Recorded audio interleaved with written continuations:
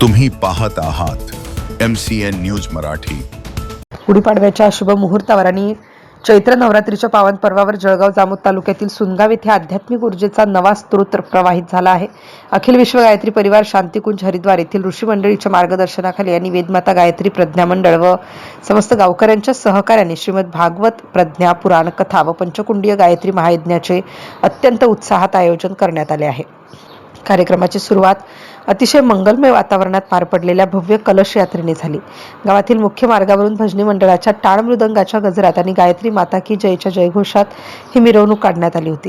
धगधगती मशाल, डोक्यावर मंगल कलश धारण केलेल्या महिला, भगवे ध्वज हाती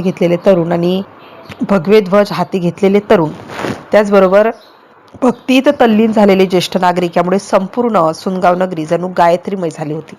या मिरवणुकीत गायत्री परिवाराचे सदस्य आणि स्थानिक भजनी मंडळाने विशेष सहभाग नोंदवत वातावरणात चैतन्य भरले। या महोत्सवाचे मुख्य आकर्षण म्हणजे विख्यात कथावाचक परमपूज्य धोटेजी महाराज यांच्या मुखातून होणारे प्रज्ञा पुराण कथा वाचन। नवयुगाची गीतावाणी समजल्या जाणाऱ्या या कथेतून समाज प्रबोधन, संस्कार आणि अध्यात्माची सांगड घातली जात आहे। या सोहळ्यासाठी समस्त सुनगाववासियांनी मोठ्या संख्येने उपस्थित राहून या सुवर्ण संधीचा लाभ घ्यावा असे आवाहन आयोजक वेदा माता गायत्री परिवार आणि प्रज्ञा मंडळाने केले आहे। MCN न्यूज मराठीकरिता गजानन सोनटक्के, सुनगाव।